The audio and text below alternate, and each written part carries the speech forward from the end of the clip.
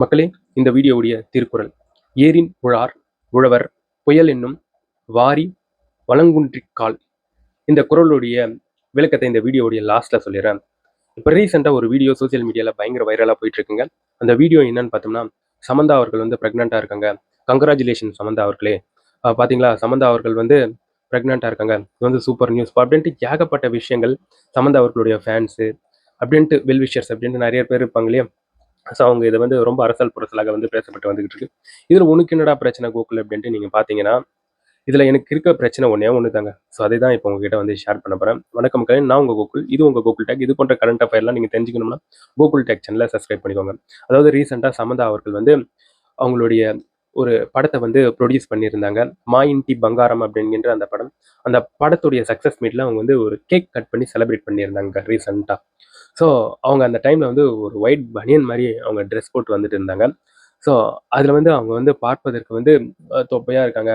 So அதன் காரணமாக அவங்களுடைய வயிறு வந்து பெருசாக இருக்கிறதன் காரணமாக அவங்க வந்து ப்ரெக்னெண்ட்டாக இருக்கலாம் அப்படின்ட்டு சோசியல் மீடியாவில் நிறைய பேர் அவங்க போட்டிருக்கக்கூடிய அந்த போஸ்ட்டு கீழே, அந்த சோசியல் மீடியா போஸ்ட்டுக்கு கீழே நிறைய பேர் வந்து கங்க்ராச்சுலேஷன்ஸ் வந்து பதிவு பண்ணுறாங்க. ஏகப்பட்ட விஷயங்களை வந்து பதிவு பண்ணிட்டு வராங்க. ஸோ பாசிட்டிவாக தான் சொல்கிறாங்க, இல்லைன்னு சொல்லவே இல்லை. ஆனால் சமந்தா அவர்கள் வந்து அதை வந்து அஃபிஷியலாக சொல்லவே இல்லை. இந்த இடத்துல வந்து நிறைய பேர் வந்து கங்க்ராச்சுலேஷன் சொல்கிறாங்க. அது பயங்கர வைரல் நியூஸாக வந்து போயிட்டு இருக்குங்க. ஸோ அது ஒரு வேளை பொய்யா இருக்கும் பட்சத்தில் அது வந்து அவங்களுக்கு எவ்வளோ பெரிய ஒரு மன கஷ்டத்தை வந்து தரும். ஸோ இதை வச்சு நான் வந்து வியூஸ் முகம் தேடல. இதை வச்சு நான் புதுசாக ஏதோ ஒன்று வெளிக்கொண்டு வரல. ஆனால் கொஞ்சம் யோசிச்சு பாருங்களேன், நான் பேசுறதுல நியாயம் தானே இருக்குது. அது வந்து ஒரு வகையில் பொய்யா இருக்கும் பட்சத்தில் இது வந்து தப்பு தானே. ஒருத்தவங்க வந்து அஃபிஷியலாக சொன்னாதான் அது வந்து கொண்டாடும் பட்சத்திலேயோ இல்லை அதுக்கு வந்து விஷஸ் சொல்லும் விதத்திலேயோ இருக்கணும்.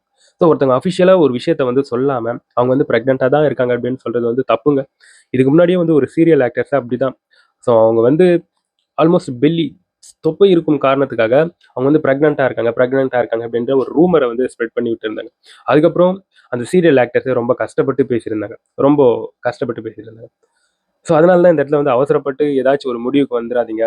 ஸோ அது வந்து ஒரு பெல்லியாக இருக்கலாம், ஒரு தொப்பையாக இருக்கலாம், உணவின் காரணமாக கூட அது தொப்பையாக இருக்கலாம். ஒருவேளை அது வந்து ப்ரெக்னெண்ட்டாக கூட தான் இருக்கலாம்.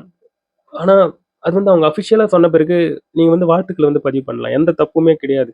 ஆனால் ஒரு அசம்ஷனை சாதாரண ஒரு யூகிப்பை மனசில் கொண்டு நீங்கள் வந்து வாழ்த்துக்களை வந்து பதிவு பண்ணும்போது ஒன்றும் பிரச்சனை இல்லை. அது பொய்யா இருக்கும் பட்சத்தில் மிகப்பெரிய கஷ்டம் என்பது அவங்களுடைய மனசில் வந்து ஏற்படும். அதுக்கு உங்களுடைய வாழ்த்துக்கள் தான் மிகப்பெரிய ஒரு காரணமாக இருக்கும். எந்த ஒரு விஷயமா இருக்கட்டுமே, அஃபிஷியலாக வந்த பிறகு அதை பற்றி என்ன வேணால் பேசலாம்.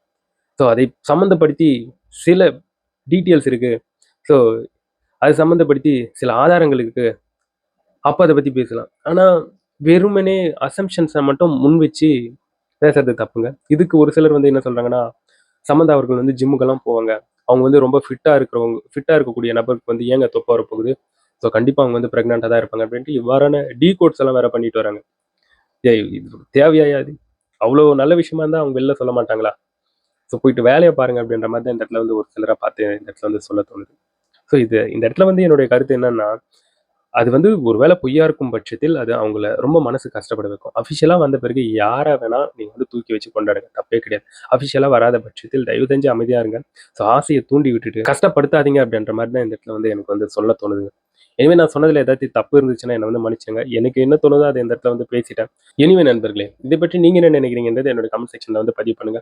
இது போன்ற கரண்ட் அஃபேர்லாம் நீங்கள் தெரிஞ்சுக்கணும்னா கோகுல் டேக் சேனலை சப்ஸ்கிரைப் பண்ணிக்கோங்க. நான் முதல்ல ஒரு திருக்குறள் சொன்னேன் இல்லையா, அந்த திருக்குறளுக்கான விளக்கம் என்னன்னு பார்த்தோம்னா, அதாவது மழையானது உலகத்துக்கு மட்டும் வரலன்னு வைங்களேன், நம்மளுக்கு வந்து ஏறு கொண்டு உழுவக்கூடிய அந்த உழவருக்கு கூட வேலை இல்லாமல் போயிடும்.